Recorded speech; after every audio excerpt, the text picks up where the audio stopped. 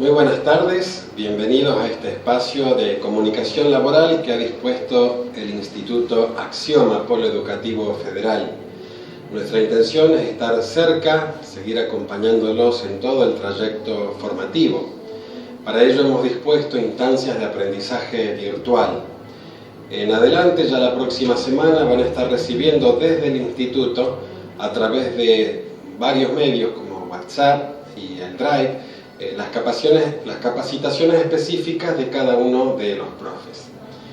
En adelante vamos a estar trabajando así. Se les pide que por favor todos puedan permanecer en casa, protegiéndose, cuidándose y bueno, con buenas prácticas de higiene, ¿no? Alcohol en gel, cuidarnos, protegernos y esperar a que este flagelo que nos azota pueda pasar rápidamente.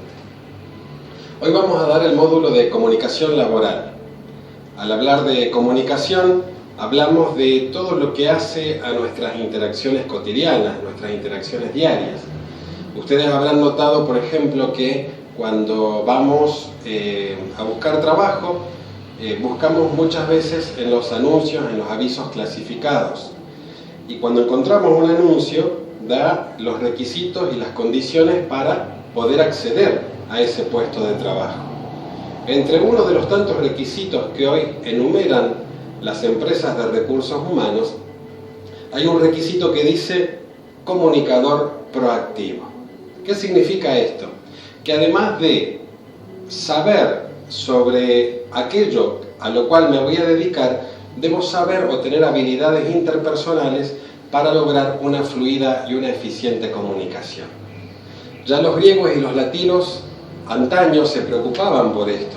Fíjense ustedes, los griegos y los latinos acuñaron el término comunicación.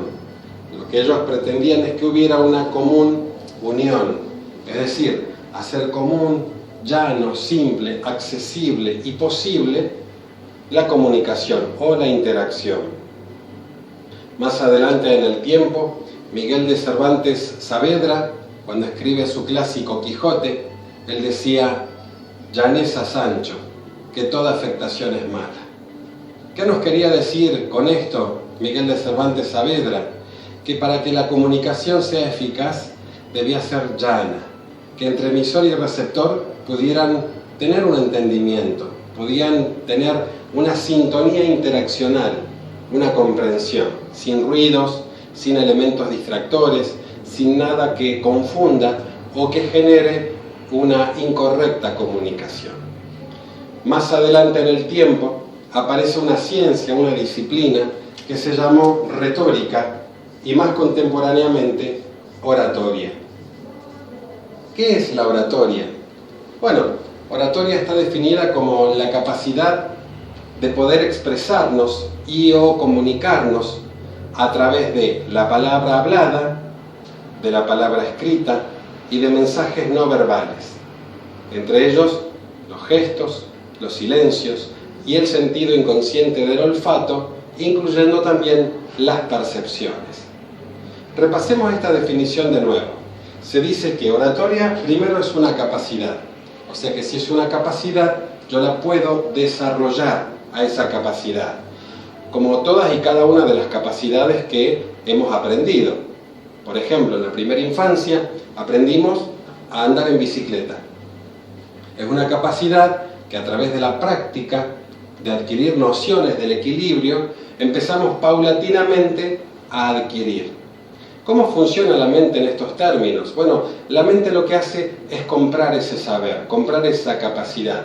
Lo hace de una manera consciente, porque conlleva mucha práctica, estar practicando todo el tiempo.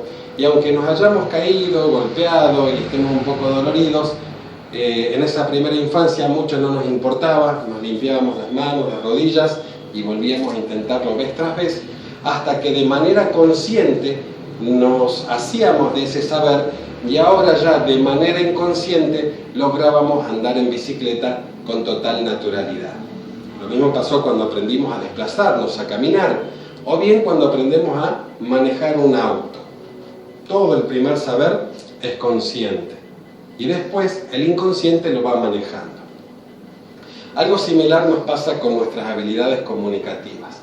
Aprendimos a hablar, la gestualidad es inherente a lo natural, los gestos son naturales, espontáneos, pero bueno, muchas veces posiblemente nuestra comunicación no nos dé buenos resultados. Por eso, la oratoria lo que nos permite es pulir nuestra forma de comunicarnos. ¿Por qué es tan importante pulir nuestra forma de comunicarnos? Bueno, por una razón muy simple. Los axiomas de la comunicación, según Paul Václavic, son muy importantes a la hora de comprender la importancia que tiene la comunicación. Hay un axioma, el primero de ellos, que dice que es imposible no comunicar. En otras palabras, siempre que estamos en presencia de persona a persona, estamos comunicando. Todo el tiempo, nuestro cuerpo funciona como el viejo telégrafo, está todo el tiempo emitiendo mensajes. Entonces debemos ahora tener cuidado, no solamente de ser profesionales, sino también de parecerlos. ¿Por qué? Porque proyectar una imagen, ya sea institucional o una imagen profesional, es muy necesario en el mundo laboral, para estar a la altura de las circunstancias. Porque eso bien mejora y pule nuestras relaciones interpersonales y también las relaciones y vínculos institucionales. Por eso le damos mucha importancia a la comunicación. Volvamos a nuestro concepto de la oratoria en función de la comunicación humana. Habíamos dicho que es una capacidad, ¿no? En este caso dijimos que es la capacidad de, primero, hablar. Bueno, hablamos todos, salvo los hipoacúsicos, ¿no? Que les es imposible esta forma de comunicación a través del habla. Pero hablamos todos. La oratoria lo que busca es el equilibrio, es decir, poder hablar, poder comunicarnos y que esa comunicación sea comprensible. Para ello debemos tener cuidado de los excesos y de los defectos. Un exceso, por ejemplo, sería el cultiparlismo, es decir, hablar difícil, con términos rebuscados, muy sofisticados. Y el defecto en este caso sería el lenguaje vulgar, chabacano, excesivamente coloquial. Entonces lo que buscamos es poder hablar y que ese lenguaje, ese léxico, ese vocabulario esté adecuado al contexto en el cual estoy comunicándome. Esto es muy importante. También es muy importante respetar, por ejemplo, las pausas a la hora de hablar. Hay personas que hablan muy rápido y otras personas hablan demasiado lento.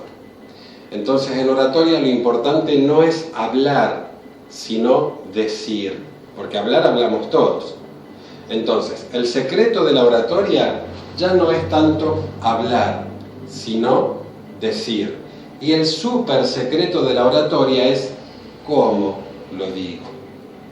Ahí entran en juego los matices, los tonos. ¿Cómo es mi expresividad? ¿Cómo digo?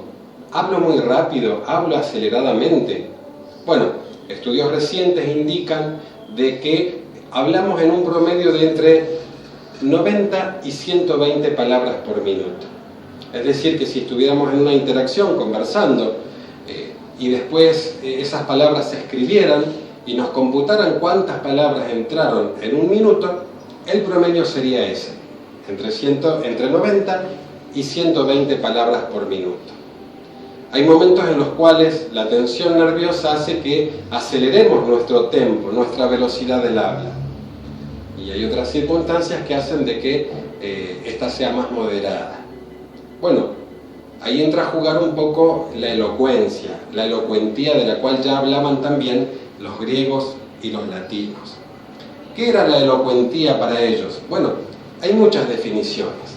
Una de ellas dice que la elocuencia es el testimonio externo de un alma profunda.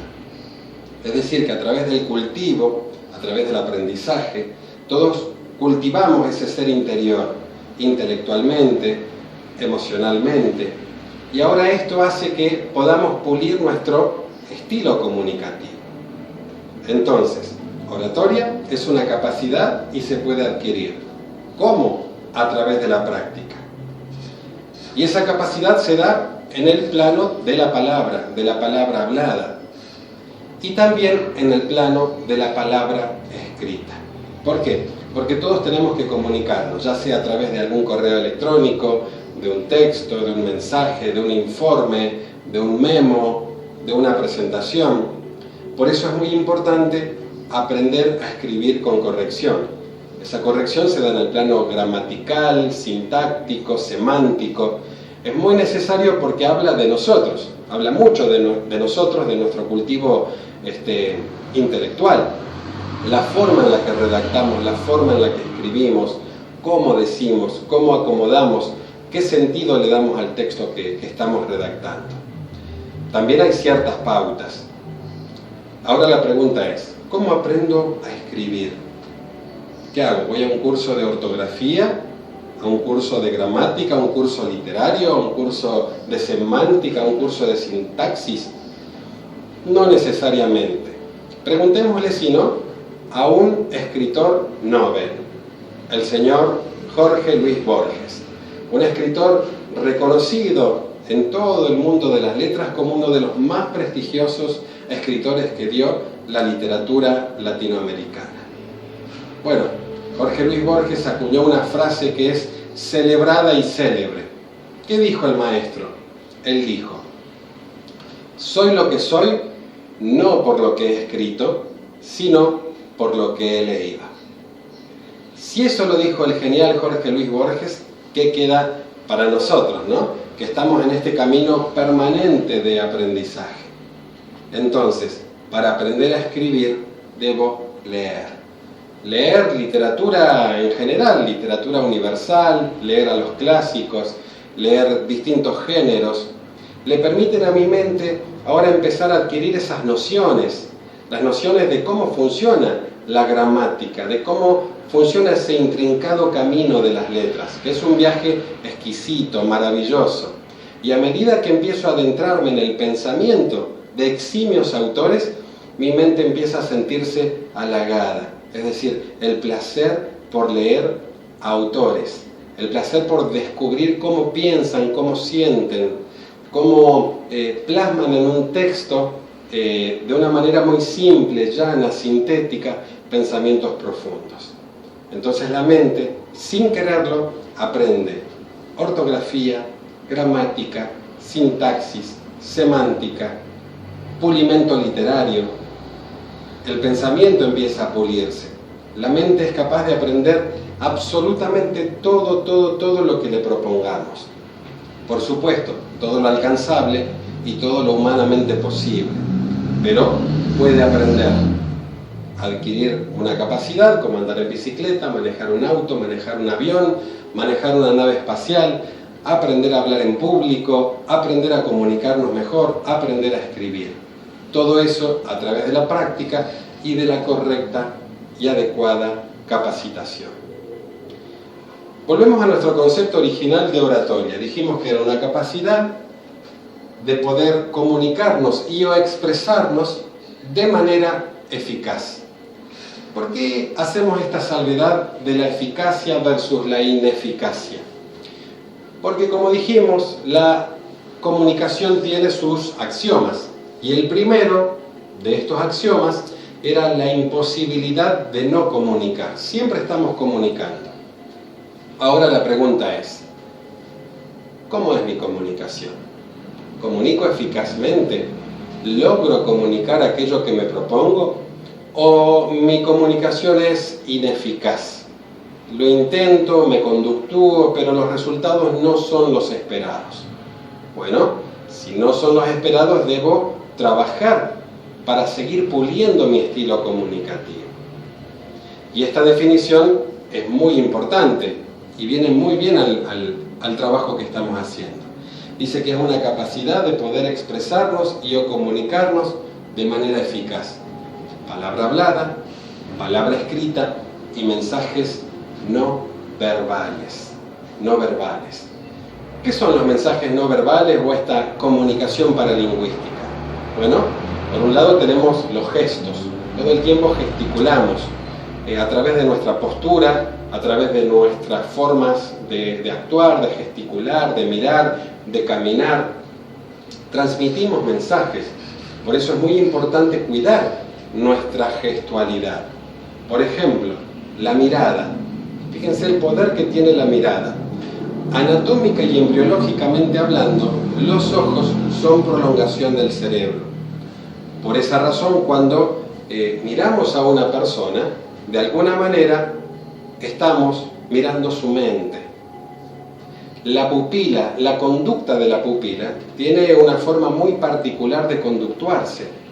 Por ejemplo, ante una mentira, la pupila inmediatamente tiende a achicarse, se contrae.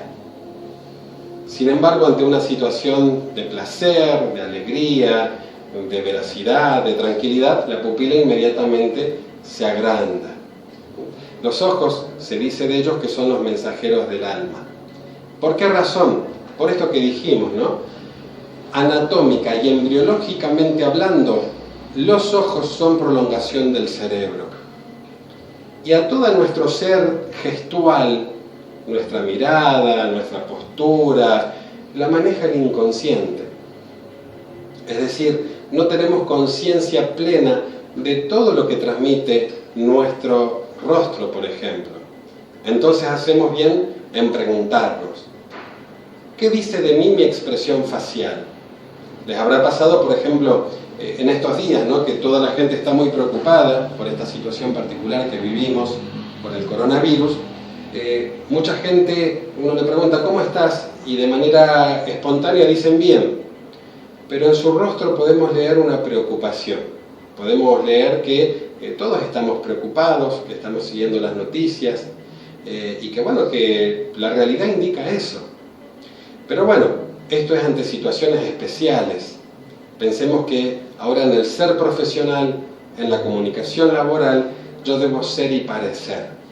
Para eso es necesario que mi inconsciente tenga plena conciencia, por decirlo de alguna manera, de cómo me conductúo. ¿Qué dice de mí mi rostro? ¿Qué dicen de mí mis miradas?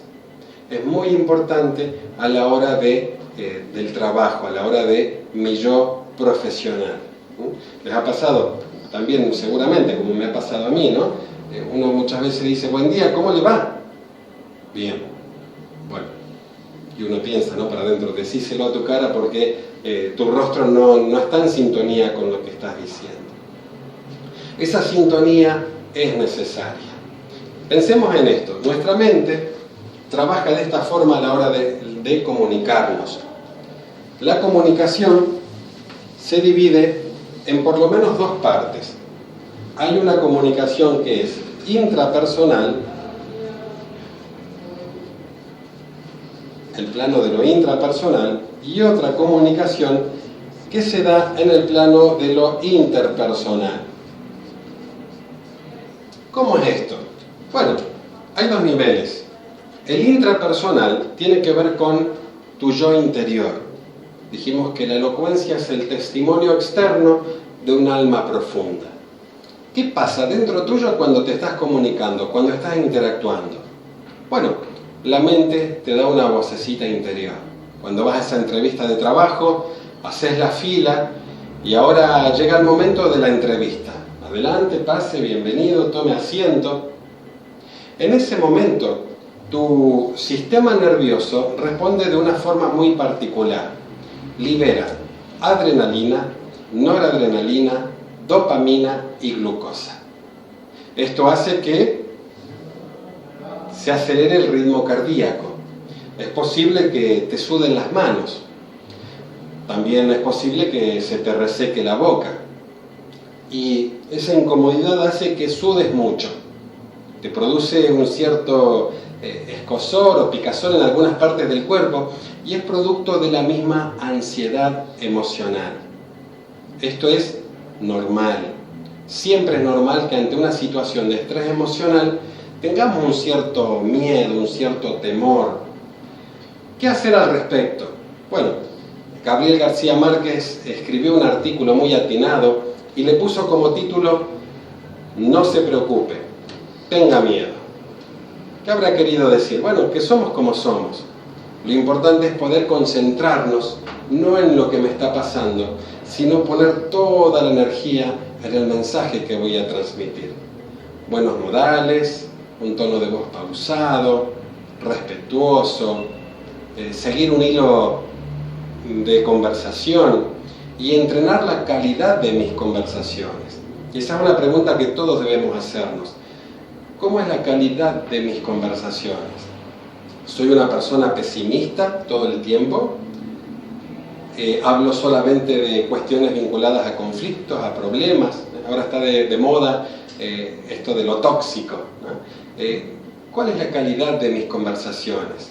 ¿Soy una persona que estimula? ¿Soy una persona proactiva? ¿Que mi comunicación intrapersonal conmigo mismo me da pensamientos positivos o pensamientos todo el tiempo negativos? Hay un autor que se llama Emilio Coué, un francés, que él escribió y acuñó el término autosugestión. Autosugestión. ¿Qué es la autosugestión? Bueno, Coué dice que la autosugestión es la influencia ejercida por nosotros mismos que actúa sobre nuestros procesos físicos y mentales. Él dice que nosotros de alguna manera podemos entrenar a nuestra mente y que este entrenamiento, cuando es positivo, va a hacer que nosotros actuemos de manera positiva. Dice que nos podemos autoinfluenciar. Entonces es momento de hacer un paréntesis y de pensar, ¿cómo me autosugestiono? ¿Me autosugestiono yo a mí mismo de manera positiva o de manera negativa? Porque si yo me autosugestiono de manera negativa, mi semblante, mis conversaciones, mi forma de actuar va a ser negativa. Ahora, si yo me detengo en ver lo positivo, en alimentar este ser interior del cual hablaban los griegos y latinos, para que se cultive, ustedes lo hacen, ¿no? Vienen una vez por semana y se capacitan. Es una forma de autosugestionarse de manera positiva. ¿Cómo está mi confianza en mí mismo? ¿Cómo me manejo frente a una situación de estrés emocional? Bueno, esto es una decisión muy personal y hay que ejercitarlo, ¿no? Si esto se ejercita diariamente, lo más probable es que mi comunicación intrapersonal sea positiva. Y después hablan los autores de este nivel de comunicación, el interpersonal. ¿Cuál es ese? Bueno, ese es el que se ve y el que se escucha. Es un nivel interpersonal, en presencia de persona a persona, hasta la forma de saludar influye. Bueno, ahora no nos vamos a abrazar, no nos vamos a tocar por esta situación particular. Pero la forma en la cual uno saluda a una persona cuando es con la mano, hasta la forma en la que ubica la mano, es lo que dice que yo pienso del otro. Por ejemplo, una mano que tenga el dorso arriba y la palma abajo indica superioridad. ¿Qué tal? ¿Cómo le va? Una mano que es estrechada, directa, indica igualdad. Y una mano más bondadosa que muestra su palma a la hora de saludar y va acompañada de una sonrisa, indica afectividad, respeto, deferencia. Bueno, son pequeñas cosas que tiene la comunicación no verbal. Hay una ciencia que estudia la comunicación no verbal. Esta es la cinesis o quinesis. Después ustedes pueden indagar un poquito más al respecto y aprender sobre cómo de manera no verbal nosotros todo el tiempo estamos comunicando. Repasamos de nuevo la definición de oratoria. Dijimos que oratoria era una capacidad, la capacidad de poder expresarnos y o comunicarnos de manera eficaz. Eso lo hacíamos a través de la palabra hablada, de la palabra escrita y de mensajes no verbales. Gestos, silencios, sentido inconsciente del olfato y o percepciones. Las percepciones son las que sentimos cuando, por ejemplo, ingresamos a un lugar y nos dirigimos hacia un grupo y inmediatamente nos acercamos, ya percibimos si somos recibidos con agrado o no. En esto el público femenino corre con ventaja. Se dice que las mujeres tienen una mejor percepción, o hasta se ha hablado de un sexto sentido, ¿no? Y los autores seriamente han escrito sobre esto. Los científicos comentan, por ejemplo, que la mujer desarrolla esta capacidad justamente porque es quien tiene ese vínculo, primero con su bebé y después cuando este bebé ya va creciendo y empieza a comunicarse. Fíjense ustedes, la mamá le puede hablar al bebé y el bebé ahora responde a través de gestos, de sonidos guturales, le responde al estímulo que la mamá le da. Sin embargo, papá puede estar al lado disfrazado de payaso, con una nariz roja, como piñón fijo, haciendo 1000 moriquetas, pero el bebé no registra a papá, pero sí a mamá. Bueno, la mujer tiene una gran capacidad comunicativa. Muchas veces vemos esto porque, bueno, tienen esa capacidad que es natural y espontánea. Pueden tener, tal vez en una ronda de amigas, múltiples conversaciones y seguir el registro, seguir a través de alguna red, alguna otra conversación y estar haciendo cualquier otra actividad y de todo mantiene ese registro. Los varones somos más sintéticos, más pragmáticos a la hora de comunicarnos y más mesurados, utilizamos menos palabras. ¿Qué debemos tener presente siempre? Lo que ya decía don José Ortega y Gasset: la comunicación es con el otro, junto al otro, para el otro. Es decir, lo que buscamos es que la comunicación sea positiva. Vamos a seguir aprendiendo sobre comunicación en adelante. Ahora los quiero dejar con esta frase de Paul Meyer: todo lo que vívidamente imagines, ardientemente desees y entusiastamente emprendas, inevitablemente sucederá. Nos vemos en la próxima edición de Comunicación Laboral, en estas charlas virtuales que tenemos gracias a un esfuerzo de producción que ha realizado Axioma Polo Educativo Federal y gracias a Lucas Figueroa, que está detrás de cámara haciéndonos el aguante. Chicos, nos vemos. Hasta la próxima.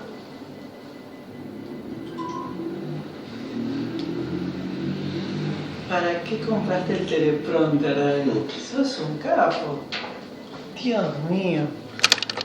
Qué capacidad.